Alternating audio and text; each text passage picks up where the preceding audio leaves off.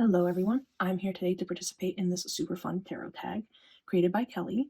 She's also created a playlist of all the responses, so I will try to leave the link to the playlist of all of the responses in the description below. Also, thank you Rose Honey Ritual for tagging me to respond to the tag. Super nervous now, I hope you like the response. But yes, let's just jump right in. We start the countdown with 5 tarot decks, and I did try not to cheat, but some things just kind of entwine and interconnect together. But anyway, I do have 5 tarot decks to share. I've chosen mine by just picking a random idea, and I thought it might be fun to do fandoms or themes. And here you see, I've brought out the Halloween tarot. It's not so much a fandom, it's a little more generic, I guess.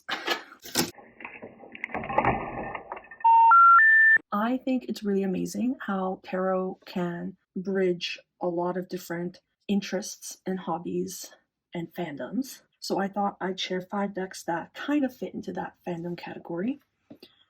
The first off here is the Halloween tarot. Not a specific fandom, definitely, but it is that kind of theme of, obviously, a theme of Halloween, costumes. For me, it's more of the art style in this deck that brings me back to my childhood in the 90s. It's got that kind of aesthetic and vibe. And as we go through all 5 of my tarot decks, you'll see they get more and more specific into a fandom, into a specific fandom, I should say. So this one's a little more generic, but it is cute and adorable, and I'm sure you all know of it. But I wanted to include it in my 5 tarot decks here. So that is the Halloween tarot.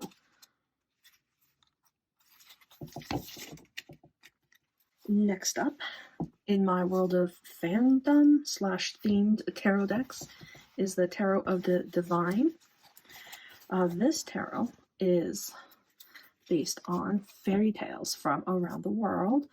This is my favorite card in the deck, so I put it on top. But yes, so it's a little more specific than Halloween, but also a little bit vague. Each card is a different fairy tale or myth. And they are beautiful cards. I actually pulled out this deck to start working with it this season. I don't know, I just feel like cozying up with the book. You don't need to know the stories to read this deck, but I find it super fun when a card really speaks to me to go to the library and try to find some resources on that particular story. So number 2 in my list of tarot decks that combine a specific theme or focus on a fandom.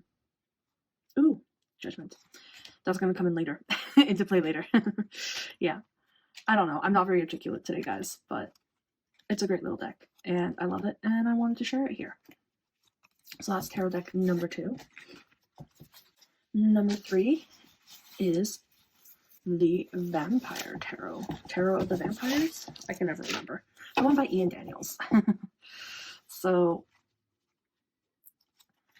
I love vampires. I love stories about them, even the sparkly ones in Twilight. Why not? Why not, guys? And this whole deck just focuses on vampires and vampire lore.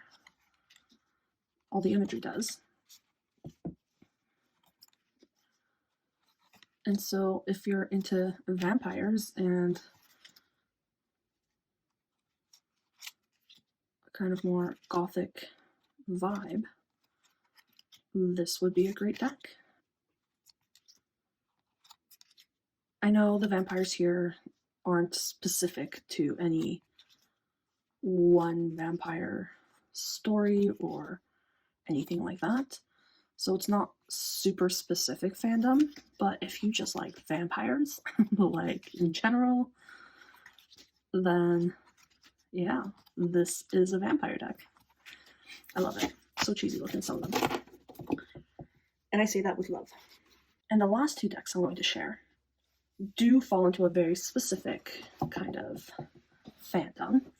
The first one here is The Trickster's Journey.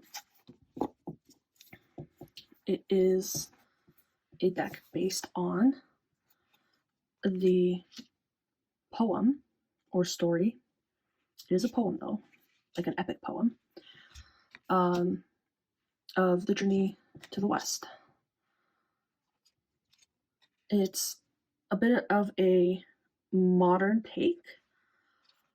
It has the protagonist, which is the Monkey King traditionally, as just Monkey in this deck to make it a little more, or not more, but less gender specific. The book goes through the cards. In the Major Arcana, they have quotes from the actual poem, and I do have the big collection of books that this deck is based on, and I did actually film a video reviewing this deck and showing those books, and for some reason I have not uploaded it yet, so keep an eye out, guys. That one, it's got to make it on here sometime. But yeah, I mean, you don't have to be into the story of the Monkey King to enjoy this deck, much like I've never read the books that the Raven's Prophecy was based on, and I absolutely freaking love that deck. But in this case, I have read the epic story, and I have watched different shows and movies that were based on it, and so I'm very much into the fandom, or yeah, that's how you say that, right, guys? I don't know. It's a great little deck. Oh, it's like my favorite card. All right, we'll end it there. My neighbors are outside yelling at their dogs, so let's move it along. Finally, my pride and joy. Okay, all my decks are my pride and joy, but I was genuinely surprised, amazed, and just excited to know that this deck existed. It is the Hayworth Tarot. It is based on my favorite podcast, Welcome to Night Vale, and it's actually the first podcast that I ever listened to, and I still listen to it. It's not, I know there's another deck even, so there's 2 decks based on this podcast. Like, how crazy is that? But there's another deck. I like this one because it lends itself, I think, better as a whole to being a tarot deck. It's inspired by the podcast, but nothing is like too specific or overly specific. And I find that it's still super easy to read with this deck without being too bogged down by the very, very expansive story of the podcast. It's so long that I don't remember a lot of it, and this deck just reminds me how much I actually do love that podcast. I often go back to listening to the podcast after using this deck. The Old Lady Without a Face, love it. She lives in your home. Yeah, so I don't know. This deck, maybe you love it. And again, I don't think, because this one's more generic and reads really well as a tarot deck, I really think you can use this without having to listen to the podcast. But if you are a fan of Welcome to Night Vale, then check out this deck too, because if you're watching this channel, then those are 2 interests that collide there. And if you think you might like the podcast by seeing the images on these cards, definitely check it out. It even came with a matching bag. Love it. So that was the 5. Now we're on to number 4, which is 4 tarot books. I have 2 of them on my iPad. So here's the first one. It is the Holistic Tarot by Benable Len.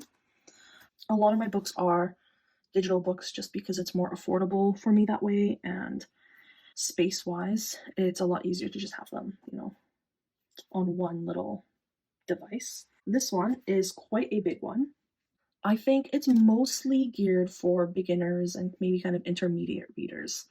If you are watching this and, you're just dipping your toe into the tarot world and you want to learn more, there's no other book I would recommend more. Like, I think everyone should start off with reading this book. No, no exaggeration. It's very thorough. It's not like the introduction tarot books, a lot of them that I've seen. This one really, really has a lot of information. It goes over all of the cards and it has a complete separate chapter for the court cards, which I know a lot of people struggle with. I've struggled with. I still sometimes struggle with. So that's neat. A whole separate chapter for that. There's a section or a chapter that's about creating tarot spreads. So Honey Rose Ritual was saying, creating spreads is something she would like to look into. If you don't have this book, maybe you can like borrow it, or I don't know. I don't know how to share like a digital book, but if I figure it out, there's a whole chapter on there for creating your own spreads. It goes over things to consider when you're reading for others and for yourself. And honestly, there's just too many things in this book for me to go over in this one little video. Is there a table of contents? I mean, there must be, right? Yeah, so you can kind of see here an overview of some of the stuff. Like, look at this. There's so much here. Yeah, if you want me to go into like a more in-depth review of this book, let me know. But for the purpose of this video, the Holistic Tarot is, in my opinion, an amazing tarot resource, a great book, and everyone should read it. All right, the next book I have is also on here. It is The Tarot, The Open Reading by Yof Bendorf. So this book focuses on the Marseille Tarot de Marseille. It goes into a bit of the history. It explains the French and English schools, which I didn't think would be useful, but actually it does help you understand at least like what kind of deck you're looking at too. I don't know, information, do with it what you will, but I think it's good to have it. And this book does cover some of the history and different types of Marseille schools. It goes over specifically the symbols in the images. It goes over the directions, so you can read the cards based on the directionality of the characters, people, figures. Based on the directionality of the figures in the image.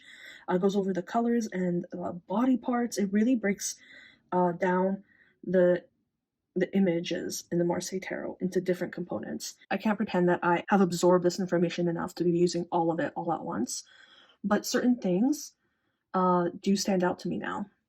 Sometimes it might be the directionality, sometimes it might be a color or a body part, but now at least my brain knows to focus on those different aspects, or that they exist even to focus on.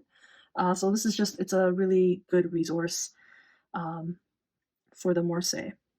And then here's some of what's involved in this book.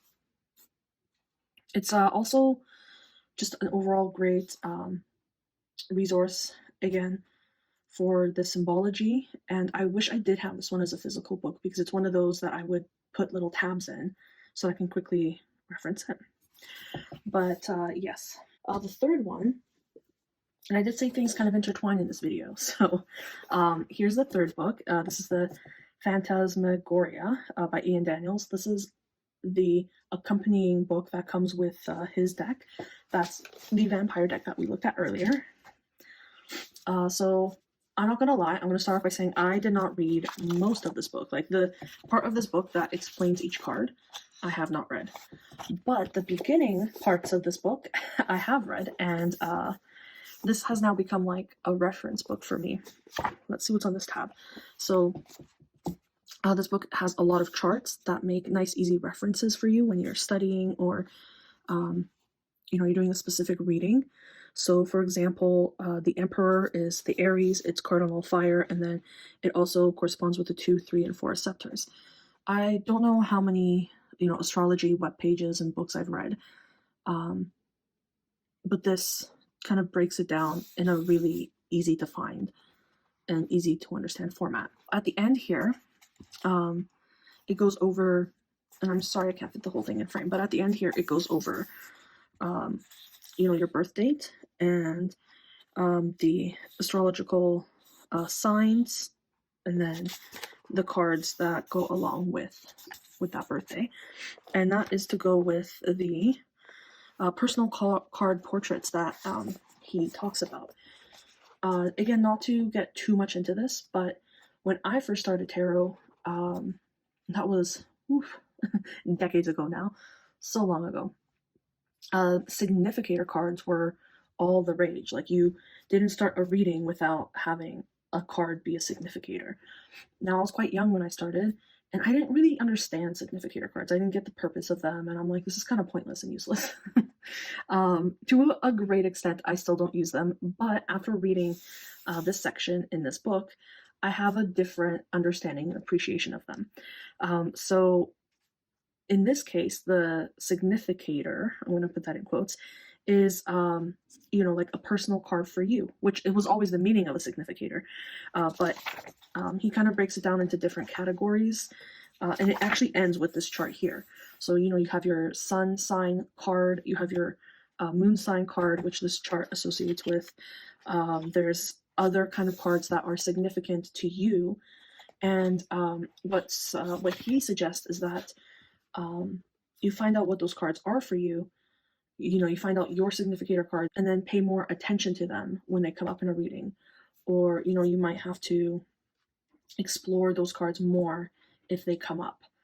I have a whole new, or I've had a whole new perspective on that since acquiring this deck. And I've gotten this deck a while ago as well. It's just, I remember when I read that, I was like, oh, a significator. Like, I get it now. Like, it's significant to you. Whereas before, all the books were just saying, like, pick a card that is your significator. It's probably going to be one of the court cards. Are you, an air sign? Then it's the Queen of Swords or the Page of Swords. Like, it was just like very generic, whereas this is very specific. I will say, although I do love this book, or the part of this book that I've read, I've heard a lot of people say, go buy this deck for the book. And I disagree with that. It's a book that I love, yes, but all of these resources we just gone over can be found elsewhere. And if gothic-looking vampires aren't your jam, I don't think you need this whole book, because most of it is just going into the meanings of the cards. And if you don't like the cards, then that's... Hold on. That's this much of the book that you're not using. So, and this much of the book that you are using. I don't know. I love the book, but if vampires aren't your thing, I definitely think all of the resources here can be found elsewhere.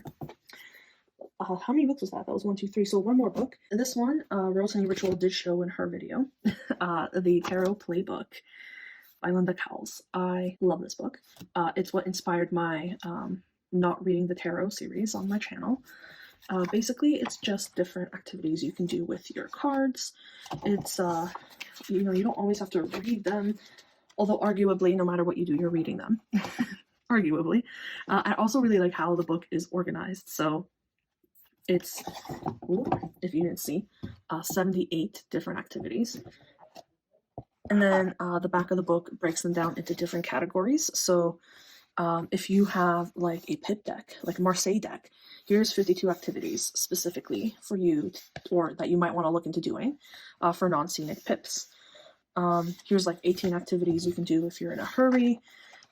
There's even activities to do with friends. So I do like the way that the book is organized into different, it's organized into different, what's the word I'm trying to look for? Like organizational categories. And then at the end, you have like just a general card index, so all of the cards and the activity they correspond to. So if you're just pulling a card, then it's really easy for you to find. Like if you pull the 7 of Cups, you can just go here, and then you know exactly which page to turn to, if that's the way you're doing it, which is the way I usually do it. Like I'll just pull a card and see what activity comes up. So I did say I try not to cheat in this tag, but I do have one more book, and this one is the Celtic Lenormand book. It comes with the Celtic Lenormand deck. So I did also try to stick to just tarot, and I did. I'm not showing any Lenormand, but this book I think unlike the Vampire Tarot, if you are getting to the Lenormand, I think this one is a great resource, because it also goes into, so here's just one random example, right? Stars. It does have keywords, which you can find elsewhere. It has a playing out card association, which I think all decks should have. It has a description, which, I mean, you have eyes. It has the meaning, which you can also find elsewhere. But then it also kind of breaks up into different categories. So you have like meanings for spiritual readings, you have dark and light, you have a spell use for the card, which I think is super, super intriguing. There's a timing section for timing, which honestly I think can be found elsewhere, especially for Lenormand, because it is a very specific way of reading. So maybe that one's not as important. But then there is an affirmation to go along with the card as well, and deities, like different deities. This is why I think, you know, most, I don't have that many decks, but most books that come with Lenormand decks don't go into quite such a diverse array of different categories. I particularly like the spell use section, and I've since discovered I prefer Lenormand cards that are a lot more simple in imagery. These are fully scenic cards, so they are beautiful, but I prefer, you know, like if it's a key, I just want to see a key, something simple to read and look at. But I do love this deck for altar cards, and this book, it doesn't even stay with its deck. It just like, it sits on my desk because I really like all the different categories it goes into, and it's really helped me explore Lenormand in a different way. So that's my cheat for books. Whoopsie. All right, guys, we're getting there. Next up is 3 spreads that I like using, and I am not a spread girl. I dabble in and out of spreads, and there's some that I love for a season or like a time, and then they're not useful to me anymore. Here are some spreads that are maybe more generic, but that's why they work for me, you know, past certain points in my life. Anyway, I drew them out really quick on a piece of paper because I know I'm not going to edit this video properly. So the 3-card spread, super versatile. Like every card deck booklet will have this spread. You can, you know, turn it into whatever you want. I usually use this as a starting point, and then I can branch off and pull more cards to get more specific answers. I use it for journaling even. So here I just wrote down some of the options you can have for a 3-card spread. I particularly like situation, obstacle, and advice when I'm stuck. There's also release, receive, and hold on to, some things that I'm working on right now. Mind, body, and spirit's a popular one. You, the other person, and the relationship is another popular one I've seen. You can explore different options with this spread. And again, for me, the 3-card spread is kind of a starting point. It usually ends up being a lot more than 3 cards, but it's a place to start the conversation. And I know, like, it's simple. Everyone knows the spread, but I would be lying if I said this wasn't a spread that's been with me since the beginning of the journey, right? What is it they always tell you? Past, present, and future. You know, that's the spread I started with. I don't know why. Like, I don't really get the use of that spread. I don't find it particularly useful in my practice. But that's what the books were telling me when I was a kid, and that's the spread I used. And yeah, so this spread, the 3-card spread, just has been with me for my whole tarot journey. I think it's versatile. I love that it's versatile, and I don't have much more to say about it. I'm sure you've tried it. Next up is Ash's New Perspective spread, and this is from the Queer Tarot. I like this one because it just gives you new perspectives on things, and it's super simple and easy to remember. That's the thing about spreads. Like, sometimes it's just too overwhelming. It's too much to remember. I feel like I'm studying when I go to my, I have like these cue cards of different spreads that I've used and I've liked. But then, like, when you have a question and then you're going through the spreads, like, oh, which spread should I use? Like, it can be overwhelming. This one, not so. Very easy. You probably won't forget this after you've seen it here, right? So the first card, it sits on top of the other 3, and this is the situation or the concern or whatever the question is. Like, this is the top, right? And then the 3 on the bottom that you pull are just new perspectives. So you have new perspective 1, new perspective 2, and new perspective 3. It's maybe a little less versatile than the 3-card spread I showed earlier, but it's still a really versatile spread. It's not overly specific. You can use it for so many different things. You can definitely expand on this once you have the 3 new perspectives. Also really great for journaling and introspective work. Yeah, simple, to the point, easy to remember, low stress spread. I like it. And then finally, all right, this one says it's a Lenormand 5-card spread. I found it on YouTube a little while ago. Just a random video I saw in passing when I was studying up on Lenormand, and I really like the spread for Lenormand cards, but also easily adaptable into tarot. So the idea is, maybe I should grab a tarot deck. Okay, I just grabbed the Hayworth here. So the idea is you have a question, and you pick a significator for that question. So if it's a question about romance, maybe you pick the Lovers as your significator, or the 2 of Cups, or whatever in your mind. In Lenormand, I guess it would be the Heart. But whatever in your mind signifies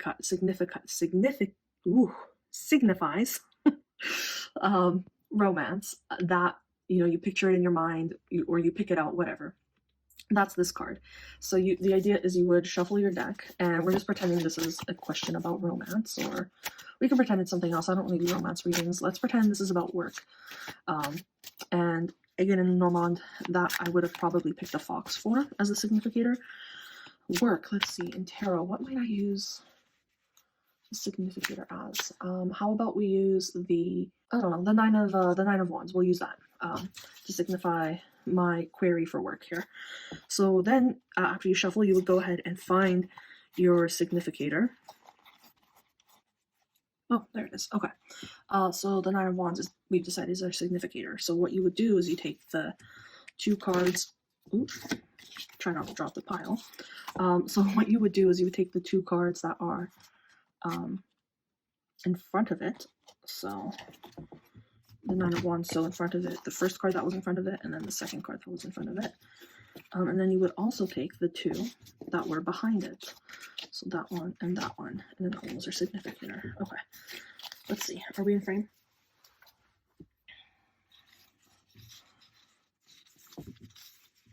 I don't know if anything is making sense today.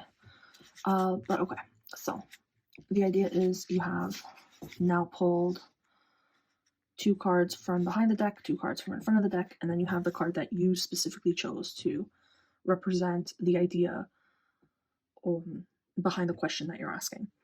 What I really liked about this spread for the Lenormand deck is that it really helped me read the cards together. Because just like in tarot, the cards have different meanings when they're grouped together.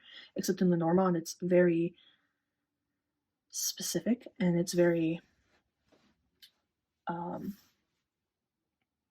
don't know, like the meanings are very locked. Whereas in tarot, I find the meanings are more fluid. And then in Oracle, you know, it's very fluid.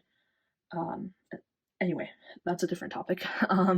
So I really like the spread because it helped me read the Lenormand cards in pairs. So you're supposed to read these 2 cards as a pair, and then these 2 cards as a pair, and it informs the situation, the question that you've asked in the middle. I don't know if there's like a specific, you know, like, is this the present? Is this the future? I think that's what the video talked about, like the present and the future outcomes. But I don't read cards that way. So I just use this pair and this pair to inform this. So it's like these 2 cards form one meaning, and then these 2 form one meaning. And it kind of becomes like a 3-card spread almost, but helps you build on, or it helps you develop those skills on kind of connecting meanings and connecting cards. All right, if that was super confusing, guys, I'm sorry. If you have any questions, please drop them down below. I think I can articulate better if I have time to formulate a response in writing. When I speak sometimes, I don't even know. So those are 3 spreads that I'm loving. One that I've used forever, one that I have been using since discovering it not that long ago, and then the most recent one that I've been practicing that I'm enjoying. Will it stay forever? I don't know, but I like it right now. finally, oh, not finally, we're down to number 2, 2 habits or paraphernalia. So this is where things get kind of intertwined and kind of messy. 2 things. So when you saw me introduce my tarot decks, you saw, they're all in different kind of bags, different kind of pouches. Let's see, these were bought. This one came with a deck, but it's very specific to it. Obviously, it's themed. This one I made. It's super big like this because I made it to also fit the book with the deck. So that's why it's super big. It's just made of old shorts that I had. Yeah, so bags are a thing I have a lot of. Made, bought, used. I don't know. My mom's made me a few as well. So lots of bags. And that one, I don't want to count that as one. Maybe I should though. But that was just like, you saw the bags when I introduced the decks. Secondly, I have a lot of like trinkets and stones and I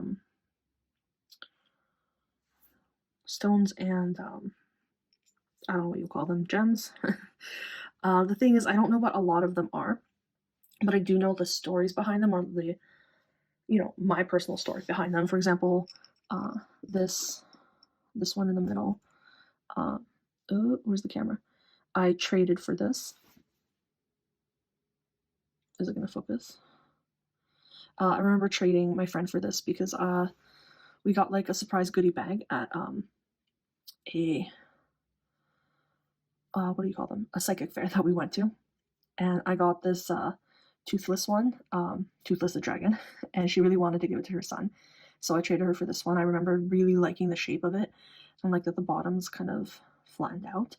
I don't know, I thought it was a cool shape, so I traded it and I put it in here and I'm like, yes, it's like a little egg or fortune teller ball. I don't know, I love it.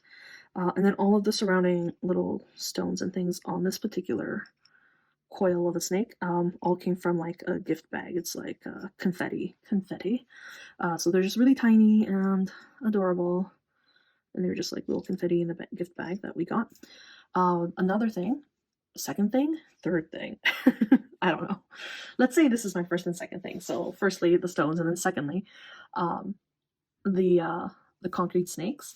Since I've made them, I've always had to have them with me when I do readings. Sometimes you see them in videos, sometimes you won't, because I don't think I do readings in videos. I don't think I've done like a reading in a video. Sometimes I put them out just to be there, but when I'm doing a reading, they are always there with me.